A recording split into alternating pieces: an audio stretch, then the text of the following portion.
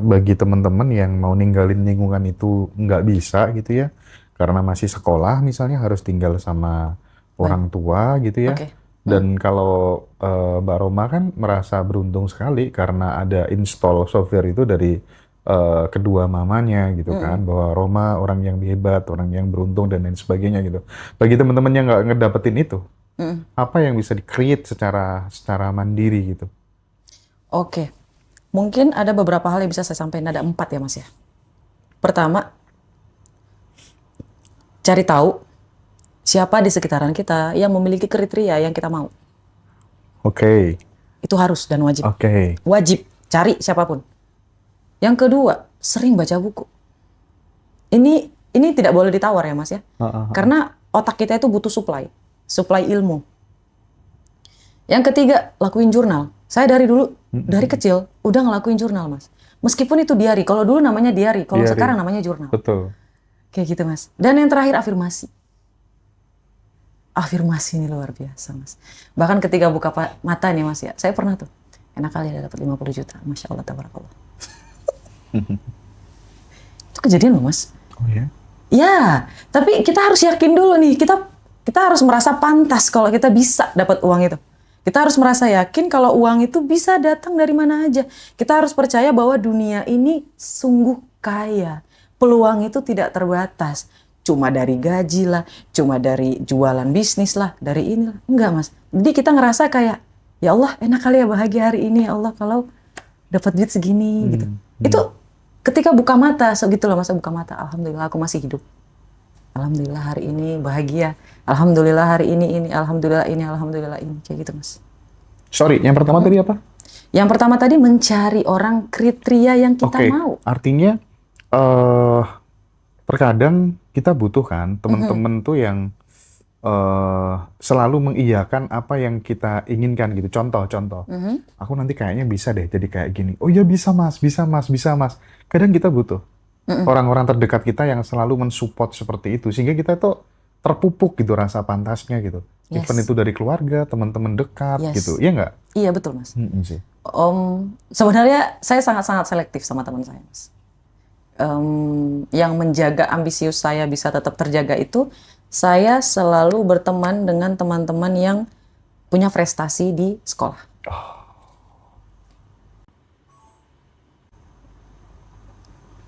Selalu memilih teman yang memang membawa hal-hal yang positif ke dalam hidup kita. Kayak gitu loh Mas. Jadi semuanya memang teman, tapi yang ini saya jadiin sahabat.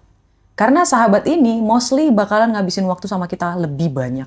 Temen nongkrong tuh artinya yang harus Hahaha gitu. sefrekuensi, terus kemudian lebih baik, lebih pemikirannya lebih maju, lebih berprestasi, lebih solehah, gitu kan ibaratnya ya? Betul. Oke.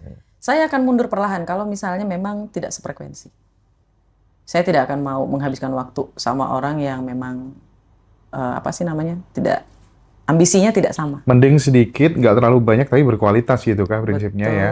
Betul Mas. Makanya ada kategori kan, ada teman, ada kolega, ada mentor, ada sahabat, ada keluarga. Itu betul Mas. Ada kotak-kotaknya itu betul. Jadi emosinya terjaga gitu loh Mas. Oke. Aku jadi tertarik ya soal ini tadi, soal seberapa pengaruh sih mentor, teman curhat, lewat call, saling ber-WA gitu dalam kehidupan Kak Roma sampai di titik ini. Seorang mentor tuh seberapa besar pengaruhnya? Banget Mas. Jadi siapa mentor kita itu mempengaruhi apa yang kita ucapkan. Mas bisa lihat dari saya ya, berarti mentor saya itu jauh lebih hebat. Hebat dalam artian sifatnya itu jauh lebih legowo, jauh lebih cerdas. Padahal beliau selalu bilang, saya ini orang yang paling bodoh Roma di sekolah. Tapi saya dengan secara sadar saya paham kekurangan saya. Disitulah kelebihan saya muncul. Jadi ketika kita sadar kekurangan kita Mas, kita akan mencari tahu gimana caranya untuk menutupi kekurangan tersebut. Oh, konkretnya seperti apa kalau itu diterapkan dalam kehidupannya Mbak Roma? Misalnya Mas ya, saya ini sosialisasinya kurang. Oke. Jadi dulu ya Mas ya, kalau sekarang mah alhamdulillah Ya. udah belajar. Terus dulu karena sosialisasi saya kurang, saya mendekati guru. Agar ketika saya tidak punya teman dalam kelompok, dalam apapun I see, I itu, see. saya tidak akan kesulitan. Ya Mas ya, itu Sama kita ya. ya. Aduh. Serius Mas. Jadi kayak saya mikir, oh mereka itu bukan gimana bilangnya. Mungkin pada saat itu saya terlalu frontal ya Mas ya. Saya mulai belajar untuk menata wajah. Energi itu mengubah wajah Mas, itu betul. Dulu wajah saya nggak kayak gini, nggak seramah ini. Dulu mungkin orang nggak akan tahan, karena orang Batak ya rata-rata mukanya agak ganas gitu ya Mas ya. Ketawa Mas ya. Jadi saya mulai menata gitu Mas. Kalau waktu dulu kuliah nggak kayak gitu Mas. Saya sangat-sangat frontal gitu. Kalau saya nggak suka gitu. Kalau sekarang kan, kamu suka nggak Rom? Suka. Oke. Tapi kalau bisa, udah jadi bisa gitu loh Mas. Kayak menangkisnya dengan cara yang pelan sopan gitu ya Mas ya. Kalau dulu nggak bisa. Jadi saya mulai tahu, oh yang ini nggak suka nih. Oh ya udah saya deketin dosen. Sampai saya jadi asisten dosen kan. Akhirnya masih ada saksinya Mas, sahabat saya. Saya cuma punya satu teman pada saat kuliah. Saya nggak banggain ya Mas ya. Saya tahu itu kesalahan saya. Harusnya saya belajar kayak gitu. Dan saya deketin siapa yang paling berpengaruh. Sampai kepala kaprodinya saya deketin Mas. Deketinnya dalam arti apa Kak Roma? Ya, saya ngelakuin apa yang bisa saya lakuin gitu loh, Mas. Saya sekolahnya di Universitas Negeri Jakarta, by the way. Jadi dulu Bapak itu yang Kaprodi itu, yang ngasih kesempatan saya untuk ke sekolah yang itu orang dalamnya itu, Mas. Tuh, sampai kayak gitu loh, Mas. Jadi makanya kita harus pilih-pilih siapa yang ada di circle kita. Ini bukan sombong, bukan. Tapi karena kita tahu tujuan kita apa, jangan buang-buang waktu padahal yang tidak ada ininya gitu loh, manfaatnya Mas. Aku di usia berapa ya? 20 tahunan itu lah mungkin ya. Di banyak momentum tuh selalu setiap ketemu sahabat, setiap ketemu orang tuh selalu taruh investasi ke mereka gitu.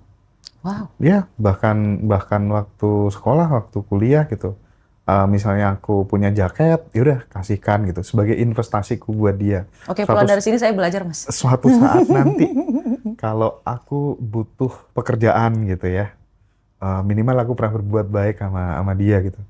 Dan itu berjalan, bertahun-tahun selalu gitu, Mbak Roma gitu. Jadi aku melihat kadang dari sorot matanya temen itu, ini makanya dia bakal jadi top deh nanti ya. Aku baikin, tidur di rumahnya, aku traktir terus dan lain sebagainya. Dan so far aku banyak memanen luar biasa banyak dari hal-hal seperti itu sih. Wow, sekarang saya yang tertarik sama pola pikir Mas. Itu kecerdasan loh Mas. Itu taktik Mas. Dan itu ada di salah satu taktik perang dalam buku. Sun Tzu. Yes. Tuh guys, aduh luar biasa. Buku itu adalah portal dunia yang tidak pernah kita tahu bahwa dunia itu ada. Iya, aku gampang dapetin cewek tuh gara-gara baca buku itu juga sih. Menyisir dalam kegelapan. Subhanallah. Ini konotasi negatif atau yang positif Mas?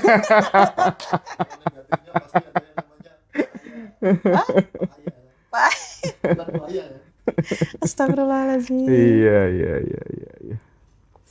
Seru lah ngobrol sama Kak Roma ya. Amin. Oke, tapi aku penasaran nih, karena banyak teman-teman tuh yang termasuk narasumber di Ngaji Roso tuh banyak yang nge-WhatsApp kan. Bagus banget Mas Hendra public speaking-nya gitu. Bisa nggak Kak Roma sedikit ngasih tips supaya kemudian buat teman-teman yang susah public speaking, apa sih hal-hal terkecil yang bisa dilakukan? Khususnya lagi-lagi aku pengen mengencourage teman-teman yang masih muda-muda gitu. Karena aku termasuk orang yang punya keyakinan bahwa ya ketika kamu tuh punya keterampilan menari, biasanya sukses jadi penari. Punya keterampilan bernyanyi, sukses jadi penyanyi gitu. Tapi kalau kamu punya keterampilan dalam berkomunikasi, biasanya jadi apa aja sukses gitu. Nah, mungkin bisa sedikit memberikan tips tentang public speaking, cara komunikasi yang baik, karena itu yang membuat dirimu different gitu. Masya Allah, tabarakallah. Sebenarnya ini aja saya gemeteran Mas. Tapi ada satu nasihat yang saya selalu ingat ya Mas ya. Semakin kamu takut, semakin terobos. Karena semakin besar ketakutanmu, maka kamu semakin dekat sama kesuksesan kamu. Jadi ketika saya mau public speaking, itu saya biasanya ngelatih ketakutan saya, Mas. Sebenarnya manusia itu semuanya berbakat. Kalau ada yang bilang kita nggak berbakat, jangan dengerin. Kalau menurut saya, ya Mas ya, dari buku psikologi yang saya baca, Allah itu maha baik dan menurunkan kecerdasan, kejeniusan pada setiap umat manusia. Cuman mereka berbeda-beda, dalam bentuk yang berbeda-beda. Dan public speaking salah satunya. Kalau misalnya ada orang yang nggak bisa public speaking, it's okay. Nggak usah paksain. Cari mana yang gampang kita lakuin. Tapi bagi ada orang yang merasa bahwa aku butuh nih ilmu public speaking, lawan rasa takutnya. Karena yang membuat kita tidak merasa tidak pintar, merasa tidak percaya diri, itu kan rasa takut, Mas. Rasa takut ini membuat kita merasa kita tidak mampu. Merasa kita tidak bisa gitu loh, Mas. Kalau takut lompat, lompat. Kalau takut berdiri depan umum, berdiri depan umum. Saya ngamen dulu loh, Mas, kemarin waktu sebelum saya ngadain seminar. Oh iya? Saya ngamen, Mas, saya gemeteran. Saya takut ngomong. Akhirnya saya pergi ke mall yang ada banyak pengamen di situ yang nyanyi di depan umum kayak gitu. Saya sampai salaman, Mas, tolongin saya dong. Oh, kenapa Mbak? Ini saya bayar, tolong panggil saya untuk nyanyi. Saya nyanyi, Mas. Waktu saya nyanyi pun saya gemeteran. Kayak gitu. Dan kemarin juga waktu seminar, awal jumpa sama mereka semua, saya gemeteran, Mas. Cuma saya mikir, ini rasa takut, bukan saya tidak mampu. Akhirnya saya ajak tepuk tangan, Mas, supaya jantung saya itu tidak bergetar lebih banyak daripada rasa bahagia saya. Saya suruh tepuk tangan kayak gitu. Itu supaya ngajak mereka dan saya itu selaras gitu loh, Mas. Dan ini buat teman-teman juga lawan aja. Lawan.